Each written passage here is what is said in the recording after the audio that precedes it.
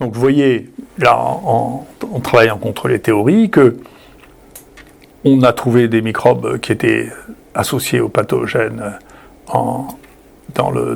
chez l'homme, alors qu'on pensait que c'était simplement des microbes de l'environnement. On a trouvé des virus géants alors que personne ne pensait qu'il y avait des gros virus. Personne ne pensait qu'il y avait des microbes ou des bactéries qui étaient aussi petits, qui ont été découverts, et en plus on les a découverts, nous, chez l'homme. Les facteurs de virulence dont on a parlé pendant longtemps, et les virus qui sont des biomolécules inertes, ce qui est un contresens. Et je pense que ce contresens est tellement installé dans les esprits qu'une grande partie de la lutte contre le Covid est liée à cette ignorance brutale qui est de croire que les virus sont des biomolécules inertes. En réalité, c'est des trucs. Après, il y a des discussions entre les gens qui n'ont rien d'autre à faire pour savoir c'est vivant, c'est pas vivant. Enfin, ça change tout le temps. Il n'y a jamais deux molécules identiques d'un virus. Donc, définir un virus comme une biomolécule unique, c'est un truc qui est complètement fou. C'est pas vrai. Et donc, si vous n'avez pas compris ça, eh bien, vous ne pouvez pas réellement comprendre comment fonctionnent les épidémies, comme moi j'essaie de vous expliquer pourquoi elles disparaissent. Jusqu'à présent, comme on ne connaissait pas les virus, on croyait que c'était la résistance ou les changements de la population sensible de l'autre qui faisait que ça disparaissait. Maintenant, on sait que les virus disparaissent tout seuls. Donc, d'ailleurs, si vous regardez dans l'histoire de l'humanité, la plupart des épidémies se sont arrêtées toutes seules. Sinon, elles auraient continué, elles se sont arrêtées toutes seules, puis elles repartent. Et on savait, y compris même pour la variole, qui était un des plus grands tueurs, que quand elle repartait, il y avait des formes variola minor et des formes majeures. Il y avait variola majeure qui tuait beaucoup, 30% des gens, et variola mineure qui tuait, 3-5% des gens. Donc c'était pas les mêmes virus, en réalité. D'accord, qui avaient, pas exactement le même pouvoir pathogène, qui apparaissaient, qui disparaissaient. Il y avait une épidémie, et donc on décrivait les épidémies de variole, bien sûr. Donc il y avait des épidémies, donc c'était pas quelque chose qui était stabilisé et qui restait en fonction de l'équilibre hôte et trucs. Donc si les épidémies revenaient, c'est parce que les autres ne suffisaient pas. C'est comme ça. C'est le génie évolutif des microbes qui jouait un rôle très important. Voilà. Donc là, la théorie suivante, c'est la théorie sur les stratégies, les théories de l'évolution pour essayer de comprendre comment les choses évoluent. Donc, la théorie de l'évolution, le problème de l'évolution, c'est un problème très intéressant qui plonge ses racines très très loin. Je vais me faire un plaisir de raconter ces racines. Les racines partent, pour notre culture, de deux sources. Une première source, qui est la source du monde grec. Dans le monde grec, il y a ce que les gens appellent les présocratiques, enfin qui sont contemporains de Socrate, qui sont probablement les plus importants. Héraclite, c'est un génie absolu, et Démocrite, qui vont décrire des choses qui vont être annihilées pendant des années. Héraclite dit deux choses majeures dans l'évolution. On ne se baigne jamais deux fois dans la même eau. C'est-à-dire que tout change tout le temps. Il y a très très peu de choses qui ont été laissées d'Héraclite. Le peu de choses qu'il y a fait l'objet d'un nombre de dissertations depuis le XIXe siècle extraordinaire, pour quelques mots. Il dit une deuxième chose, c'est la foudre gouverne. C'est-à-dire qu'on fait ce que l'on croit faire, donc ça c'est l'évolution telle qu'on la voit en général, et en réalité, les changements, c'est la foudre. C'est chaotique, c'est un événement chaotique. Donc la description d'événements chaotiques, c'est Héraclite, et le fait que tout change tout le temps, il n'y a pas de stabilité, c'est Héraclite aussi. On ne se baigne pas deux fois dans la même eau, et la foudre gouverne. C'est extraordinairement intelligent dans la perspective que l'on a actuellement d'évolution. Et Démocrite, lui, la même période, c'est les philosophes ioniens, c'est la Turquie en pratique, l'Anatolie, Héraclite aussi bien que Démocrite. Et donc, Démocrite, lui, décrit que tout est fait d'atomes qui se recomposent d'une manière différente pour faire les êtres que nous voyons, ce qui est génial. Et ce qui sera redécouvert au temps de Lavoisier, quand même. Donc il va falloir un peu de temps pour qu'on le redécouvre, d'accord ? Une grande partie de ça, à côté de ça et en rivalité avec ça, il va y avoir la philosophie athénienne, avec Socrate, dont on ne sait pas trop ce qu'il pensait, parce qu'il n'a rien écrit, donc il y a des interprétations différentes de ceux qui l'ont entendu.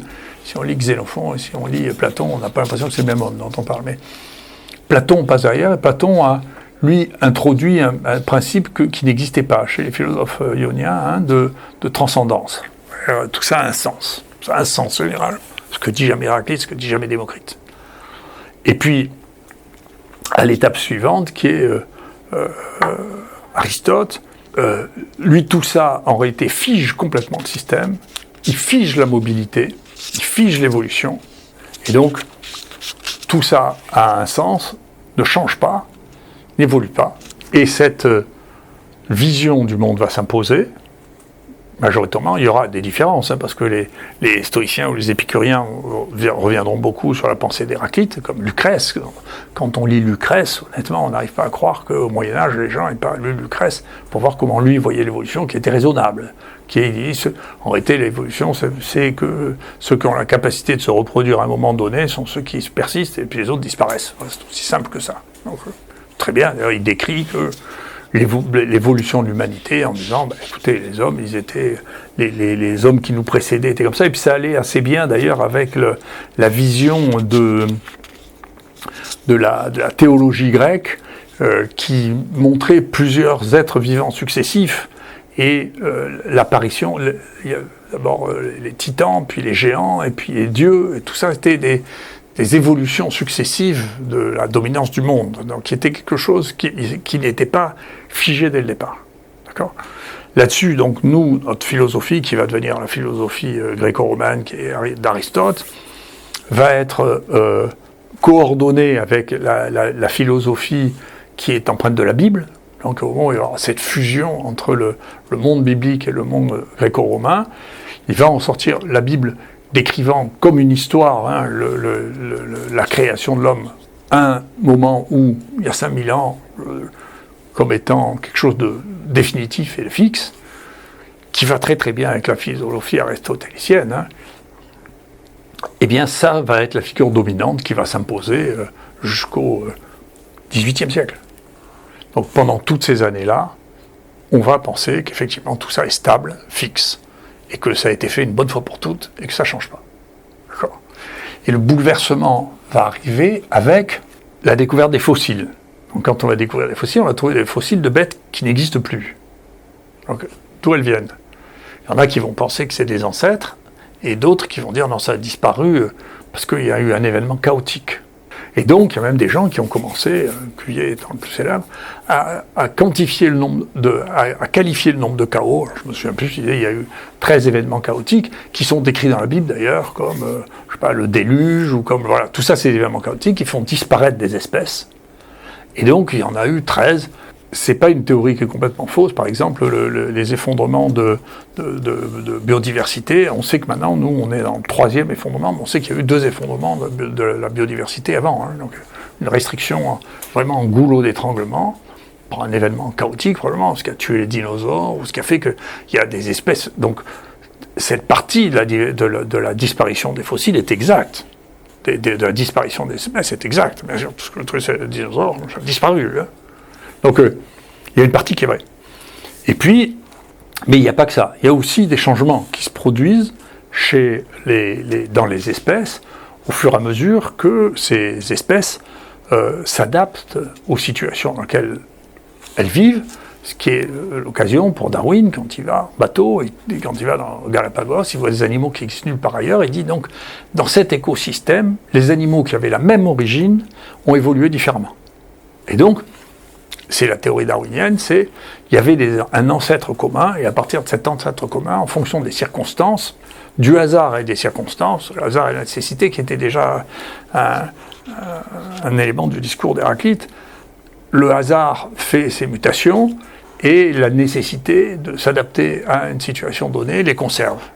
C'est la vision darwinienne, dans laquelle il y a des choses qui ne sont pas fausses, mais en même temps, l'idée même d'un ancêtre commun est une idée qui, par définition, est fausse. On le verra, tout ce qu'on trouve depuis la génétique, c'est incroyablement difficile de sortir de ça, parce qu'on a mis ça dans la tête des gens, c'est incroyablement difficile d'en sortir.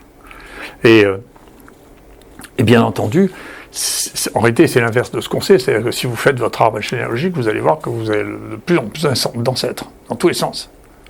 Alors que lui disait non, c'est un ancêtre commun qui irradie vers tout ce qui est en bas. Et en plus de ça, c'est très, comme toutes ces théories scientifiques, c'est des théories scientifiques qui sont portées par une situation culturelle à un moment donné. Donc, c'est une théorie qui vient au moment où l'Angleterre commence à dominer le monde. Et donc, c'est une théorie qui va valoriser la fitness, c'est-à-dire la santé, la force, et qui va dire ce qui est survie, c'est le plus fort. C'est la survie du plus fort. Donc, qui va devenir le grand mythe du XXe siècle. Et donc, si les Anglais dominent, c'est parce que ils sont au sommet l'homme est au sommet de l'évolution et les Anglais sont au sommet de l'évolution des humains. Voilà, donc c'est ce qui est sous-entendu et ce qui deviendra un des grands arguments, une des grandes bases du racisme en réalité. Et même Darwin était allé tellement loin que dans son deuxième livre, à côté de l'origine des espèces, l'origine de l'homme, il se pose même la question de la fertilité. Il considère que les hommes de teintes différentes sont peut-être des sous-espèces humaines différentes. Et que donc, il se pose même la question de la fertilité, du croisement entre les humains de couleurs différentes. Et donc, il y a un exemple qui est très connu, hein, qui est très intéressant, c'est si on appelait les métis au départ les mulâtres, c'est parce qu'il y avait des gens qui pensaient que les métis, les gens du nord de l'Europe, les Anglais, n'avaient jamais rencontré de gens qui étaient foncés. Ce qui n'était pas le cas des Méditerranéens, parce que les Méditerranéens, c'est juste de l'autre côté, donc il y avait des allers-retours. Et donc, ils se sont vraiment posé la question de s'ils font des enfants ensemble, est-ce que c'est comme les mules, c'est-à-dire que c'est pas fertile. D'accord ? Donc, ils les appelaient les mulâtres, parce qu'on se posait la question de savoir s'ils étaient fertiles. Donc, il faut voir l'ignorance incroyable hein, de ce sur quoi tout ça a été basé. C'est un truc fou. Et donc, ça a généré le racisme à un point absolument incroyable. Et donc, cette notion-là des branches évolutives qui s'écartent, vous voyez, comme un arbre à l'envers. Comme un arbre qui va après, et on voit bien que ça rend cohérent, l'arbre de Darwin, ça rend cohérent un peu l'origine telle qu'elle est décrite dans la Bible, sauf qu'il y rajoute que ça change un peu, mais ça reste divergent, ça reste quelque chose qui va diverger petit à petit. Et ça, de faire sortir ça de la tête des gens, c'est épouvantable, c'est incroyablement difficile. Et c'est encore la génétique qui a cassé tout ça. Par exemple, moi j'ai entendu ces histoires qui sont de la mythologie des paléontologues sur l'origine des hommes. C'est des trucs les plus ridicules du monde. Faut voir qu'on est basé sur cette vision incroyablement raciste, si vous voulez, de la divergence des mondes. En réalité, la divergence, c'est des divergences d'écosystèmes. Quand on vit dans des écosystèmes, je sais pas, maintenant on sait que les Polynésiens, ou on croit que les Polynésiens sont venus d'Indonésie, eh bien, le phénotype des Polynésiens n'est pas celui des Indonésiens, c'est différent. D'accord ? Même le phénotype de ceux de Tahiti, je connais bien, je fais mon service militaire là-bas, n'est pas le même que celui des Maoris de Nouvelle-Zélande, c'est pas les mêmes. Il y en a qui vivent dans un climat tempéré, d'autres qui vivent dans un climat intertropical humide, c'est pas les mêmes. D'accord ? Au bout de quelques centaines d'années. Et donc, c'est vrai qu'il y a des changements qui sont liés dans la même espèce à l'environnement dans lequel on vit, mais ce qui ne veut pas dire qu'ils ont acquis des différences qui les rendent incompatibles dans leur fertilité croisée. Et donc, quand on a commencé à trouver là aussi des fossiles, et là c'est quelque chose que, encore actuellement, j'ai envoyé des courriers à ça, des lettres à ça, je l'ai publié, c'est inaudible, c'est de dire quand il trouve un squelette, un crâne de temps en temps, il dit « Ah, ça c'est un squelette d'homme moderne », mais même s'il a 50 000 ans. Donc tout ce qui ressemble à ce que nous sommes maintenant, il considère que c'est des hommes modernes. Et donc ça c'était un vrai truc, c'est ce qu'on appelle le Homo sapiens. Voilà, le Homo sapiens, il existait déjà et nous on descend de lui. Et à côté de ça, il y a d'autres espèces qui sont au départ pendant très longtemps, Néandertal, qui est considérée comme une espèce qui est dans un cul-de-sac, elle disparaît. D'accord ?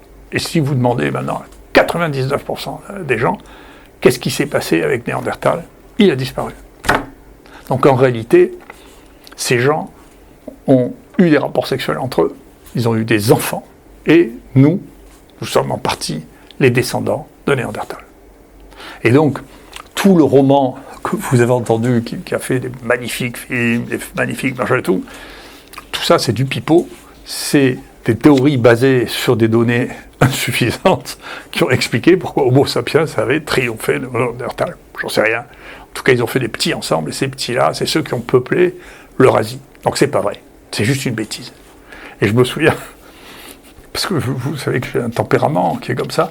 Une fois, j'étais invité dans une émission scientifique à venir passer de qu'est-ce qui se passe de nouveau en microbiologie. C'est l'époque où j'étais encore populaire avec la presse. Et après, l'écart s'est creusé tellement pendant le XXIe siècle entre ce qu'on sait nous et ce que les gens ont appris qu'à la fin, finalement, on n'arrive plus à communiquer. Et donc, juste avant moi, passe une grande star française de la de la paléontologie, qui raconte ça, raconte devant moi. Vous savez, voilà comment Homo sapiens, ces trucs, c'est parce qu'il est plus intelligent. On continue à écrire des best-sellers avec ça, hein, parce qu'il est plus intelligent, parce qu'il est ceci, parce qu'il est cela. Et moi, j'écoute avec beaucoup d'attention. Et après, on dit, vous, qu'est-ce qu'il y a de nouveau? Je sais ce qu'il y a de nouveau, c'est la génétique qui dit que ce que monsieur vient de vous dire est entièrement faux. C'est pas vrai. En plus, c'est un paléontologue du Collège de France. Alors, si vous dites, moi qui suis microbiologiste, je vous dis qu'il raconte que des bêtises. C'est pas vrai. Voilà, c'est juste, c'est pas vrai. C'est un roman. On a écrit à partir de quelques bouts d'os. On a écrit un roman qui est pas vrai. Voilà, c'est juste pas vrai. Et après ça, il est sorti un autre à partir de rien du tout, une phalange trouvée en Sibérie qu'on a appelée l'homme de Denisova, séquencé, parce que maintenant on arrive à séquencer le génome entièrement sur un petit bout comme ça. Un troisième hominidé. Alors, est-ce que lui était isolé? Pas du tout, mais alors lui, il est extrêmement fréquent, au contraire en Extrême-Orient. Et il y a des endroits, dans les îles du Pacifique, jusqu'à 40% du génome vient de Denisova. Il n'a pas disparu, il est là. Et ce qui est très intéressant, moi je vois ça, j'ai discuté aux États-Unis, où le taux de racisme anti-foncé, très foncé, malheureusement on a beaucoup de racisme contre les Arabes, les Maghrébins, mais aux États-Unis et en Angleterre, il y avait énormément de racisme vis-à-vis de ce qu'ils appellent les Noirs, qui sont en réalité des gens plus foncés, des marrons. Le noir, c'est pas une couleur. Hein. Donc, eh bien, pour eux, je discutais avec les scientifiques, hein, ils pensaient que les Mélanésiens et les Africains, c'était la même branche, à cause de la couleur. Parce qu'ils jugeaient tous sur la couleur. Donc 100% d'identification. Moi je connais les Mélanésiens, j'ai vu les Mélanésiens. Physiquement, ils sont très différents. D'abord, il y a une diversité chez les Africains foncés qui est considérable, hein, avec des gens qui sont extrêmement grands et des gens qui sont les pygmées. Il y a une biodiversité là tout à fait extraordinaire. Ça reste fertile hein, entre eux. Mais c'est très très différent parce qu'ils étaient dans des écosystèmes fermés très différents les uns des autres. Et donc tout ça représente, et on est au tout début, on sait qu'il y a au moins un quatrième hominidé qu'on n'a pas trouvé, mais quand on fait les croisements entre tous les génomes que l'on a, et donc tout ça était basé, tout ça c'est de l'ignorance, c'était basé sur l'ignorance, et donc on a trouvé deux types de crânes, et donc il n'y avait pas, on ne peut pas trouver d'hommes modernes qui avaient 50 000 ans, il y a aucun, les hommes modernes c'est maintenant, donc c'est des mélanges d'hominidés anciens, donc alors moi, j'ai écrit plusieurs fois en disant c'est pas possible, science quand il y a des trucs comme ça, mais vous n'avez pas. Vous arrêtez de raconter les conneries, on est tous des mélanges de plusieurs hominidés anciens. Donc, qu'est-ce que. Non. Et puis maintenant, ils disent. Alors, ils ne peuvent pas revenir, c'est le changement de paradigme. Ça, vous voyez, le changement d'outil, ça va être une vision complètement nouvelle, et donc il faut changer la théorie, il faut changer le paradigme. C'est-à-dire, en réalité, tous les hommes actuels sont des métis d'hommes archaïques anciens. D'accord ? C'est un sacré changement de paradigme, puisque nous, on était toujours, regardez, on est les meilleurs, les meilleurs hominidés ont tué tous les autres, et puis c'est nous les plus forts. D'un coup, vous savez, vous avez des ancêtres qui sont un peu ceci, un peu cela, un peu néandertaliens. Bon, on voit très bien que vous êtes néandertalienne, par exemple, vous voyez. C'est marqué, on dit, les gens disent que les néandertaliens, on ne le sait pas, les néandertaliens avaient des nez plus longs, parce que dans les populations néandertaliennes, nous en particulier, eh bien on a des nez longs, vous voyez, la couleur claire, le nez long, les yeux bleus, tout ça, ça vient ça a l'air de venir de la même origine. Vous voyez, donc ce qu'on considérait comme étant les races supérieures au XIXe siècle, c'est ceux qui avaient le plus de Néandertal dedans. Donc on va changer la perception du Néandertal, dont on dit c'est un homme archaïque qui a disparu parce qu'il n'avait pas assez de fitness, à dire au contraire, non, il faut avoir un peu de Néandertal pour être le mieux possible, puisque c'est nous. D'accord ? Enfin, toujours est-il que on ne peut pas voir les choses comme ça. Donc cet arbre-là n'existe pas. Et ensuite, quand on en arrive après au niveau moléculaire, c'est-à-dire quand on regarde, nous, ce qu'on fait, eh bien, on se rend compte que tous les organismes sont en réalité des mélanges de sources différentes. Alors, bien sûr, nous, on a eu les humains archaïques qui sont trucs, mais bon, on a non seulement ça, mais on voit, et on le voit au fur et à mesure, il y a un certain nombre de microbes qui nous infectent maintenant, et qui continuent le changement, qui s'intègrent dans nos génomes et qui sont transmis. Au Brésil, il y en a qui ont comme grands-parents des parasites qui s'appellent les trypanosomes, qui eux aussi sont susceptibles de s'intégrer au génome et d'être transmis de manière héréditaire. Et donc ils ont un grand-père qui est un trypanosome. Donc vous voyez, on est loin de Darwin avec son origine unique. Nous, si vous voulez aller plus loin, dans notre génome, le génome humain, on a 60 000 à 70 000 rétrovirus intégrés. Vous avez eu des enfants? Oui. Vous avez fait un placenta? Oui. Eh bien ça, c'est grâce à un rétrovirus. Et on sait le dater très précisément, parce que dans les mammifères, il y a deux groupes, les mammifères avec des placentas, les mammifères sans placenta, et la différence, c'est que le placenta vient d'un virus, un rétrovirus intégré, comme le virus du sida, qui permet la fusion cellulaire et qui permet la création du placenta. Donc vous ne pourriez pas avoir de placenta si un de vos ancêtres n'avait pas été infecté par un rétrovirus. D'accord? Et donc, c'est plus du tout l'histoire de l'ancêtre unique n'est pas du tout rationnel, c'est pas vrai. Il s'est passé des événements dans lesquels on a intégré des morceaux de séquences de microbes, de virus, parasites qui nous ont infectés, d'accord, et qui font partie de ce que l'on est maintenant et qui continuent à changer. Un des exemples les plus spectaculaires, c'est celui dont je reparlerai, c'est celui du koala qui a intégré son virus du sida. On verra. Donc c'est quelque chose qui est continué. Donc à partir de cette observation, et aussi parce que c'est un Français, c'est des Français qui avait décrit ça, qui avait décrit que les choses ne se branchaient pas comme on le voyait avant, de manière hiérarchique, avec une déclinaison. Mais c'est des sources multiples qui sont emmêlées. Et donc la meilleure représentation de ça, c'était le rhizome. Et donc un rhizome ou un mycélium de champignon, le mycélium est profond, puis de temps en temps il sort un champignon, parfois le plus long mycélium fait, je crois, une centaine de kilomètres. Donc vous pouvez avoir du même champignon qui vient de la même chose, si vous voulez, mais avec des morceaux qui sont entremêlés. Et donc moi je décris ce que je croyais être la chose la plus raisonnable à l'époque, le rhizome de la vie, plutôt que l'arbre de la vie, parce que ça ressemble beaucoup plus à ça. Et donc, vous voyez, sur cette image que j'ai représentée, que j'avais publiée dans le Lancet à l'époque, eh bien, on peut voir ces champignons-là représentent les virus, les bactéries, les archées, les eucaryotes. À l'époque, il n'y en avait que 4, encore plus. Il y a une dominante dans leurs gènes, et puis des gènes ajoutés des autres mondes, et puis des gènes, contrairement à ce qu'on disait, bien sûr, il y a des gènes nouveaux qui apparaissent, qui se recompose probablement avec des débris de gènes, si vous voulez, mais ça ne s'est pas arrêté. La création de gènes ne s'est pas arrêtée.